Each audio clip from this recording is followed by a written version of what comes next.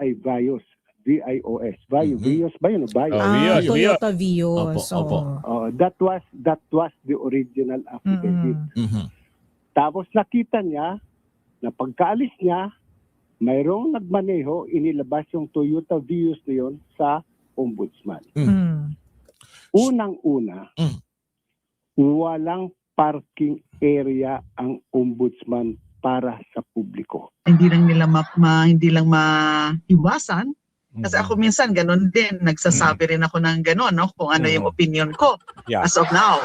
Di ba? Na sa nakita, lalo na yung sa testimony ni Mr. Madriaga, tsaka yung mga dokumento na galing sa iba't ibang mga resource persons. Ayun na ang binibida nila. Ebidensya galing daw sa iba't ibang resource person, pero yung mga nilatag nilang ebidensya, doon sila sumablay. At may prueba siya na itong si Ramil Madriaga ay hindi kilala ni Tatay Digong. Mainit na usapin ngayon ang pangalang Ramil Madriaga. Sa katunayan, ito ay controversial ngayon. Isang personalidad na bigla na lang naging sentro ng usapin sa pagdinig sa House of Representatives. Pero ang tanong ng marami, bakit tila may pumoprotekta? Sa halip na madiin na parang may mga mambabatas pang na maingat o mas malala pang kinakampihan si Madriaga. Sa gitna ng mga aligasyon at pagbubunyag, napapansin ng publiko na imbis na maging mabusisi at agresibo ang pagtatanong, may mga pagkakataon tila pinalalambot ang usapin. May ilan tila pinupunto ang ibang personalidad kaysa direktang harapin ang mga isong binabato kay Madriaga. Sino ba si Ramil Madriaga? Bakit mas pinaniniwalaan pa nila ito? Tatanong lang ho Baka sabihin nyo, Kuya Goods, bakit ang init ng dugo mo kay Madriaga? Sino ba namang hindi init ng ulo? Napakasinungaling. Di ba? Napakasinungaling. Halos lahat ng tanong, hindi na isagot. At meron pa akong nakita rito, in-interview si Dilimaw, lahat daw ng tanong kay Madriaga ay sinagot. Napaka-bias. At ito Ombudsman, ano ba nangyari? Bakit yung usapin sa 18 Marines, hindi nyo man lang napapag-usapan. Pero ito si Atty. Kilala, parang pinagkokomento o parang hahain na ng show cause order. Mamaya sa video na ito, himayin natin ang buong issue. Ang papel ni Madriaga. Saan? Itong papel ni Madriaga ay magsinungaling. Pero bago natin talakayin ng ating pag-uusapan ngayon, sang like, sang share, samahan mo ng subscribe at i-bell all nyo na. At doon sa dulo ng ating video, baka isa ka na sa shoutout natin. At kung gusto nyo sumali sa ating talakayan Kuya Gus, kasali naman sila. Meron kasing join button dyan kung gusto nyo sumali sa komunidad. Simulan natin, talakayin natin itong mga pag-uusap. Ipapatawag o bibigyan ng show cause order itong si Atty. Kilala. Samuel Martires and Special Prosecutor Attorney Ryan Kilala. So, sir, may gagawin po bang Office of the Ombudsman dito since si Attorney Kilala, if I believe, ay nandirito pa rin po? Yes. With regards to Attorney Ryan Kilala, the office, through the Internal Affairs Board, had already issued a show cause order for him to explain the allegations that have been exposed in not only the hearing but also the affidavit of Ramil Madriaga. So this is something that we will pursue to make sure that yung integrity ng ating opisina ay nandun pa rin. So we will make sure na yung mga ganyang kwento, we get to the bottom of it, understand kung ano talaga nangyari, and then we will resolve on that basis. So meron po kasi tayong ano dito may proseso tayo, yung Internal Affairs Board that is in charge or is tasked with the responsibility of disciplining the employees and officers of the Office of the Ombudsman. So dun po tayo dadaan. Sir, what about kay former Ombudsman Martires? May way pa ba para ma-verify if indeed it was true or make him accountable kung sakaling mapatunayan man yun? Or Yeah, accountability will Ito, mapapansin nyo lang, ha? Hindi naman sa pagbabatikos. Biglang pumasok ang pangalang Atty. Kilala at Madriaga. Pero naging interesado sila sa katauhan ni Atty. Kilala. Pero yung pumutok ang usapin ng 18 Marines at itong issue ng flood control sa Maleta, parang wala silang kagana-gana o wala silang interes pag-usapan. Diba? Yung mga ganung bagay. Sino nga ba si Atty. Kilala? Kilalanin nga natin ito si Atty. Kilala kasi nababanggit ito sa issue ng Madriaga. Oo, sino ba siya? Yung kilala raw siya ni Ramil Madriaga at maging magkaibigan sila sa car show. O siya isang abogado ng gobyerno sa Pilipinas at nagsilbi bilang Assistant Special Prosecutor sa Ombudsman of the Philippines. Oo, bahagi ng kanyang kasong may kinalaman sa graft laban sa mga opisyal ng gobyerno. Oo. Bilang prosecutor, siya ay tumutulong sa pagsasampa at pag-usig ng kaso laban sa mga opisyal na inaakusuhan ng korupsyon. Madalas siyang lumalabas sa media para magpaliwanag ng mga kaso tulad ng mga high-profile graft cases. Bakit ba siya pinag-uusapan si Atty. Kilala? Kasi nababanggit yung pangalan niya doon sa Madriaga.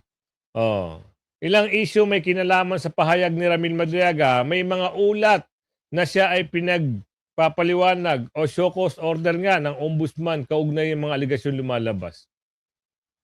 Si Atty. Kilala isang prosecutor ng ombudsman na involved sa mga kaso ng korupsyon kaya napapasama sa pangalan niya sa mga kontrobersyal na usapin sa gobyerno.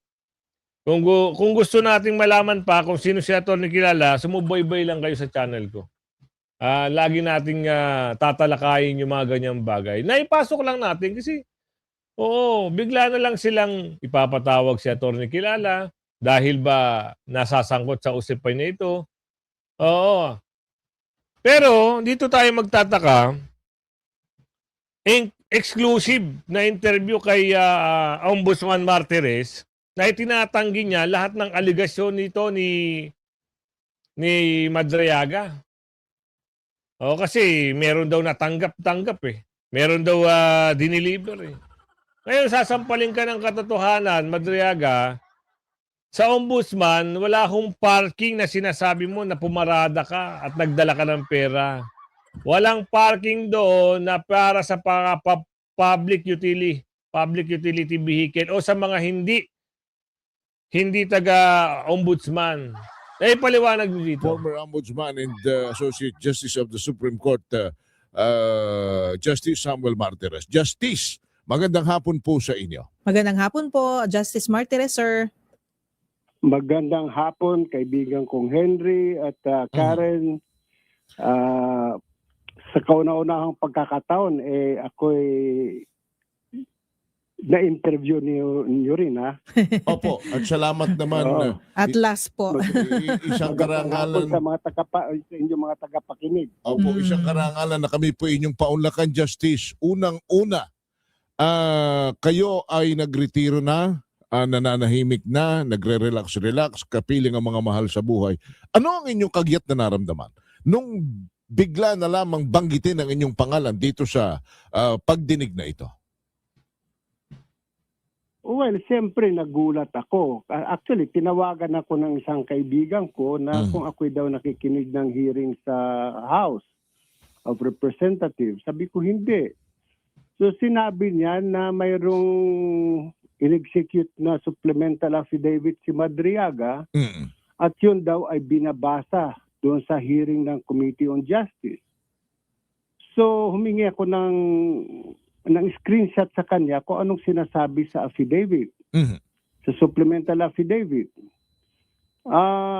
Nabasa ko yun, parang nagulat ako na ba't nadamay ang pangalan ko. Yun. Pag binusisi mo yung allegation, Mhm.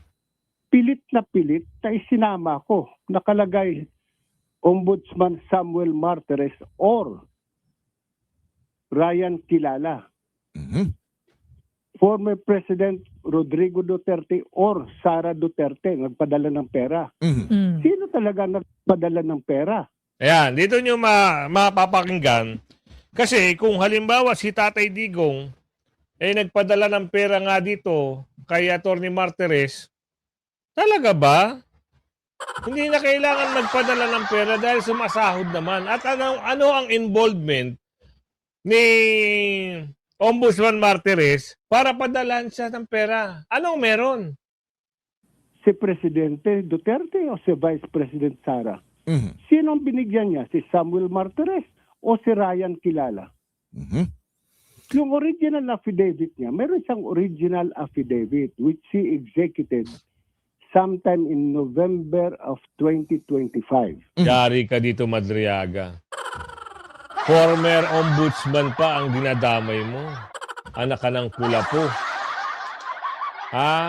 Gagawa lang kayo ng mga inventong script nyo, pati mga dating mga bigating mga personalidad. Dinadamay nyo sa kwentong kotsero nyo, mga book. Wala siyang binabanggit na Samuel Martires. Mhm. Ang binanggit lang niya doon, nag-deliver siya ng pera, nandun sa trunk ng isang kotse. He was directed by the security guard to park in a specific area. Mhm. Iniwanan niya doon, inilagay yung susi doon sa gulong ng sasakyan. Mhm. Yung sasakyan na yon ay Vios. V-I-O-S. Mhm. Vios ba yun? Vios. Vios, Toyota Vios. Opo, opo.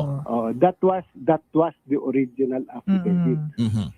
Tapos nakita niya na pagkaalis niya, mayroong nagmaneho, inilabas yung Toyota Vios na yun sa ombudsman.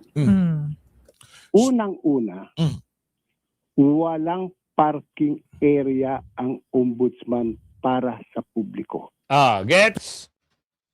Hindi pala public utility, sorry.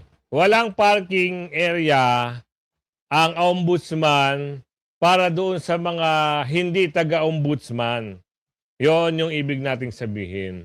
Ibig ko sabihin, meaning to say, nakaalat lang yung mga parking space doon sa mga employee ng ombudsman. So, Madriaga, ang dami mong sablay. Yung cheque, yung duffel bag, yung napanood mo sa news. Kaya ito kay Ombudsman Martires, kay Kilala. Nasabi mo, kaibigan mo ngayon, dinadamay mo sa kwento na ito. Sino pa idadamay mo sa susunod na pagdalo mo? Padadaluhin ka pa kaya? Malamang hindi na kasi puro kasablayan ang mga ginawa mo. Nakanambogi ka. Gagawa lang kayo ng kwento eh. Diba? Kala nyo na mapapaniwala nyo taong bayan. Yung direktor nyo, sabihan mo, sablay kayo.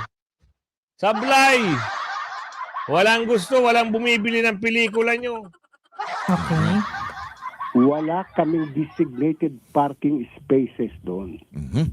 Pangalawa, at hanggang ngayon siguro, bawal pumarada sa harap ng building ng ombudsman. Yung sa harap sa looban. So paano siya papaparadahin ng gwardiya na ang nakakapasok lang sa loob ng compound ng ombudsman ay mga sasakyan na mayroong decal o mga government officials katulad ng mga congressman or ambassadors. Aha. Walang sino man na pribadong individual na nakakapasok. Maliban lang sa sinasabi niya, siya daw ay ahente ng National Security Advisor sa counterterrorism. But if you check the records of the National Security Office, there is no such name as Ramil Madriaga. Oho. Ganyan na. Ito yung mga tao na hindi alam magsalita ng totoo. Ang alam na lang na sa buhay ay manira ng kanilang kapwa. Tama! Ako pinababayaan ko nito, kaibigang Henry. Mhm. Kasi nag-enjoy ako. Actually, wala ako sa Metro Manila ngayon. Kanya nga po. Town. Opo, opo. Oo, galing ako sa isang baryo dito sa somewhere dito sa Cordilleras. Nag-enjoy ako sa Kamamarites. Sarap Opo. ng buhay ng Kanya lang, ng retire. Kanya lang, partner Justice, ang inyong pangalan ay matagal niyong pinakaingatan. Di Tama. naman may pagkakaila. Kaya iyan na kayo ay naging Associate Justice ng Korte Suprema at yan naman hong achievement na yan ay hindi ho basta-basta lamang po yan na nakukuha sa madaling pamamaraan at kayo rin ay naging ombudsman. At ang masama nito kung kaya kayo talagang pinilit naming mahanap at makausap sapagkat may pamilya kayo, may mga anak kayo, may mga apo kayo na tila'y marahil naman ay mas nasasaktan at masasaktan pagka po hindi ito naitugma Correct. kung ano man yung paratang sa Pero, inyo. boss, ma-interrupt lang kita. Ay, alam naman ng taong bayan kung sino talaga yung punot dulo nito. Napakasinungaling. Lahat yan, lahat ng ginagawa nila, isang hakbang lang nila yan kay BP Sara para pabagsakin. Tuloy ng impeachment. Aabante ba sila? Oo, sabihin natin sa Kamara, makakuha sila ng 1/3 vote. Pero, makakabuo sila ng article of impeachment. Ipasa nila yan sa Senado, for sure tapos ang kwento. Ngayon, ito nakakapagtaka, kahit puro kasinungalingan. Wow, ang galing nila mag-interview, no? Halata, Halata! Okay na ho, bahalang umusga kung paano ito, pinasikatan, parang pinasikatan si Dilimaw, Dahil daw, sabi, lahat daw ng tanong kay Madriaga ay nasagot. Totoo ba? Parang hindi naman. Ay, pasok natin at kayo na bahala. Re-reaction na natin maya-maya. Congresswoman, good morning po. Si Peter at Danny dito Nako sa po, DCMM. Welcoming you back. Pangit. Morning, ma'am. Good morning. Magandang umaga sa inyo, Peter and Danny, saka sa mga nanonood at nakikinig sa inyong programa ngayon. Buti Ayan. pala, bio Morning. Zoom Kala ko phoner lang. Ay, Zoom, hindi. at least nakikita Oo. natin si Masipag Diba, si Congresswoman? Congresswoman Laila. Thank you. Okay, first question, ma'am, if I may, no? May mga lumalabas kasing reports ngayon na sinasabi na ilang kongresista may probable cause sa VP impeachment. Isn't it too early to even talk about that, ma'am? Yes, sa puntong ito, you can say na premature pa. Oh, Maybe ang mga statements na ganyan, yung mga pronouncements na ganyan, hindi lang maiwasan. Kasi ako minsan ganun din, nagsasabi rin ako ng ganun, no? Kung ano yung opinion ko as of now. Di ba? Na sa nakita, lalo na yung sa testimony ni Mr. Madriaga, tsaka yung mga dokumento na galing sa iba't ibang mga resource persons. Ayun na ang binibida nila. Ebidensya galing daw sa iba't ibang resource person, pero yung mga nilatag nilang ebidensya, doon sila sumablay. Baka itanggi nyo pa. Sinabi ng abogado ni Madriaga na ikaw ang lumapit at nakiusap sa abogado ni Madriaga para makausap mo to sa loob. Baka itanggi nyo pa yan, May video niyan. Diba? Kung halimbawa, naniniwala kayo na may probable cause, gawin nyo na yung binabalak nyo. Kasi lahat naman ng kasinungalingan nasabi na ni Madriaga. Ang tanong, isang malaking katanungan lang naman ito, naniniwala ba ang taong bayan doon sa mga nilatag nyong script? Nagtatanong lang ho, Kasi ang dami nagko-comment sa akin, Kuya Goods, saan ba nila pinagkukuha yung mga kwentong kotsero nila? Puro sablay dahil si Madriaga nung huli, hindi na ho makasagot, nag-iiyak na lang. Hindi kasi memorize yung mga gustong sabihin. Yun ang problema. kapag ikaw ay taong gumagawa ng kwento at hindi mo alam lahat ng mga pangyayari, mahiiyak ka na lang kasi wala kang masasabi. Di ba? So ngayon, ito si todo suporta kay Madriaga kasi nga sila yung naghain daw di umano ng kwento. Meron pang sinabi doon. Ang daming tanong eh. Pero ayaw pakawalan ng mga parang pinigilan si Congressman Marcoleta. Ang dami nila nagtanong. Bukod tanging si Senador Marcoleta, ay si Congressman Marcoleta lang ang hindi nakapagtanong. Ganoon sila ka-desperado. So ngayon, ang sabi mo ngayon, premature pa? Kahit maging mature pa, ilalin nyo sa Senado para magkatapos-tapos na ang usapin na yan. Sa inyo, kaya nyo i-impeach si BP Sara, pero hindi nyo kayang mapatanggal si BP Sara dahil wala kayong kakayanan. Puro lang kwento lang kayo. Kahit mag one-third pa kayo, 1/5 o 2/3 pa kayo, magsama-sama kayo, hindi nyo mapapasibak si BP Sara. April 14, that's the second hearing, and then wala namang kasagutan, absent naman yung respondent na dapat sana ay para masagot niya, ma-counter niya, kung meron siyang mga ebidensya rin na pwedeng i-counter dun sa mga lumabas noong April 14. So parang ganyan ang trend. Talagang hindi talaga siya magpapakita. Sinasayang niya. Walang balak si BP Sara harapin kayo, lalo na ikaw. Walang balak si BP Sara. Pinagtsagaan nga lang kayo ni Atty. Powa eh. Oo, kasi nakakaawa na raw kayo eh. Ang tagal nyo nang inaharap si BP Sara para tastasin niya sa kamera sa mini-trial nyo kuno. Wala talaga yung makikitang BP Sara dyan. Mamumuti ang mga mata nyo lahat dyan, pero hindi haharap si BP Sara. Asa pa sila, asa pa kayo haharap.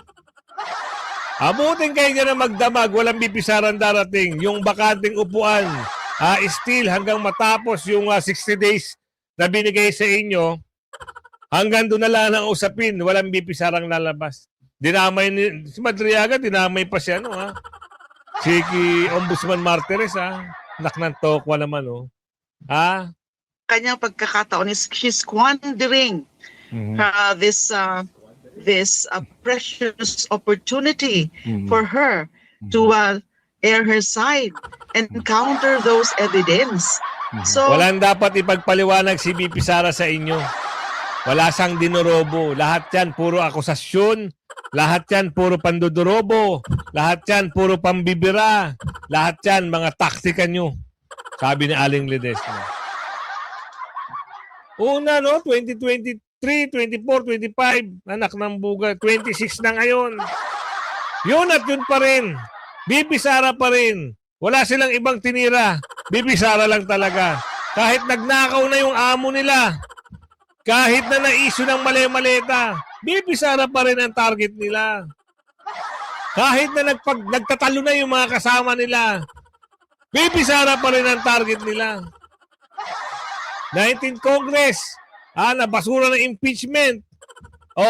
Sinundan pa ng 20th Congress, BP Sara pa rin.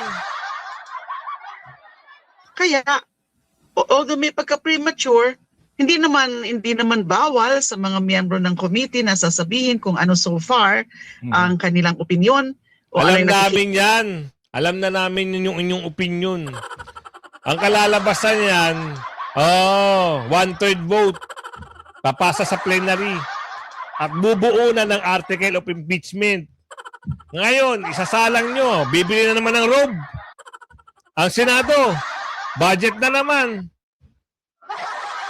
Pwede ba yung robe nung nakaraan? Pwede bang gamitin uli yun? Hindi pa payag yung mga senador na yan. Bago kailangan. Di ba? Meron nga robe nung yung mga natalo eh. Ay, yung mga yung last term. Yung babae tsaka lalaki na against din kay VP Sara. Yung pero ibang senador, meron pang robe yan sila. Si Senator Robin nga, hindi sinuot yun eh. Yung robe na yun, kulay pula yun, di ba? Bibili na naman ng senador niyan. Kasi doon tutuloy yan eh. Ito ang question. Nakakuha kaya na ng two-third vote sa Senado? Two-third vote? Parang two-third vote. One-third sa Kamara, two-third vote sa Senado, which is 16 na senador. Ito sasabihin sa ni Aling Ledesma. Pag pumunta sa Senado yung usapin na impeachment, tapos na ang kwento. Mag-iiyakan na naman kayo. Babanat na naman kayo sa 2027. Kita nila, nasasabihin na mukhang may probable cause kasi nga wala namang counter evidence, ay normal lang naman po yan.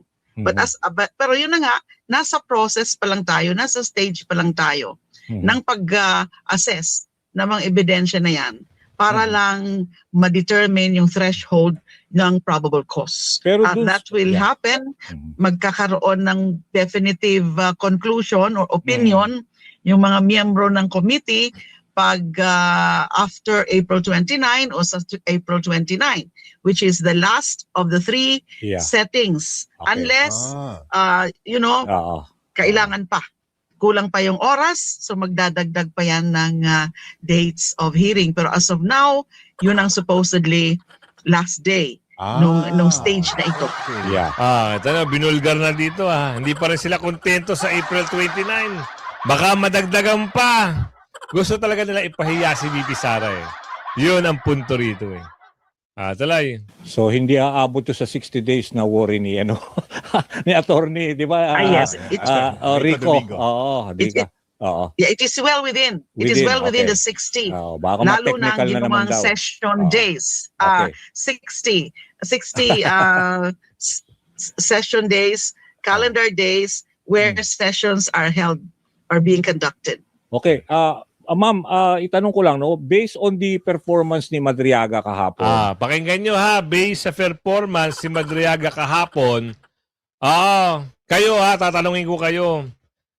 Yung sinasabi ba nito na mama ito, ay halos ba sa tumutugma doon sa pakiramdam nyo na okay yung performance ni Madriaga sa lahat ng katanungan? Probing questions hindi nga inalaw clarificatory questions, pero mukhang marami na nagsasabi na mukhang may pagka-authentic at saka wala, consistent yung mga sinasabi niya, naalala niya lahat, pati pictures, pati mga names, Colonel Achica, Colonel Nolasco, sila Acosta, ibig sabihin hindi... Ito yung pagka, di ba? Ibang klase rin sila, no? Naalala daw lahat ni Madriaga. Samantala yung kasal ng anak niya, hindi niya maalala. Hindi rin niya maalala kung kailan sila naging magkaibigan nitong ni Atty. Kilala. Hindi rin niya alam at nabalitaan niya lang sa news yung magnetic lifter kung talaga bang totoo ang nangyari doon. Tapos sasabihin dito, wow. Ganun ba kayo ka talaga loko nyo kami Siya nagbabago ng statement at marami na siyang parang na-prove dun sa testimony niya. Kayo, how would you size him up kayo mismo as bilang abogado? Okay, kasi syempre tinitingnan ko yung kanyang demeanor. Okay. At nakita naman natin may pagka-relax siya. Okay. Kaya pala nag-iiyak. Kaya pala nag-iiyak si Madriaga. Relax pa pala siya doon. Ngayon, ito tapusin na nga natin ang kwento sa'yo. Kasi yung nag-i-interview sa'yo, parang, love na love ka rin eh. Sabihin ba naman lahat daw ng tinanong kay Madriaga nasagot. Ang dami nga hindi nasagot, di ba? Ito yung paliwanag ni Atty. Harry Roque patungkol doon sa sinasabing ito raw si Madriaga masyadong spoiled kay Tatay Digong. Ito si Atty. Harry Roque, matagal nagtrabaho to. Naging spokesperson ito ng Malacanang nung panahon ni Tatay Digong. at may prueba siya na itong si Remy Madriaga ay hindi kilala ni Tatay Digong. Although may mga litrato, alam nyo naman, pag supporter ka, may pagkakataon ka makapagbarong. Pansinin nyo nga yung mga vlogger ni Pangulo. Minsan naiimbitahan yan. Kailangan nilang magbarong. Ganon din itong mga supporter. Pag may mga event, pinapatawag. Tony Harroque, bakbakan Na ako'y naging tagapagsalita, ang aking hiningi lang nung ako'y iniwan ko, upo ako sa Kongreso para maging tagapagsalita ay 24/7 access kay Presidente. No? At lahat po halos ng pati mga schedule, pinakikialaman ko dahil kahit ano naman po pwede itanong sa akin ng media. No? Ni minsan, hindi ko po nakita yan sa mga tao na nakausap ni Tatay Digong. Ni minsan, sa mga ikot-ikot namin ni Tatay Digong, hindi ko po nakita yan. At ganun din naman nung panahon ng eleksyon. Hindi ko rin nakita yan nung panahon ng eleksyon. No? Nakita ko na lang siguro yan, yung larawan niya na nandun din pala siya sa Davao sa oath-taking. Pero ni minsan, hindi ko namataan yan, hindi ko narinig ang pangalan niya. Ang kauna-unang pagkakataong nakita ko siya, akusado na siya sa 2 counts of kidnapping for ransom dyan na po sa Department of Justice. Aray ko, kita nyo na. Kahit si Atty. Harroque, hindi ka kilala.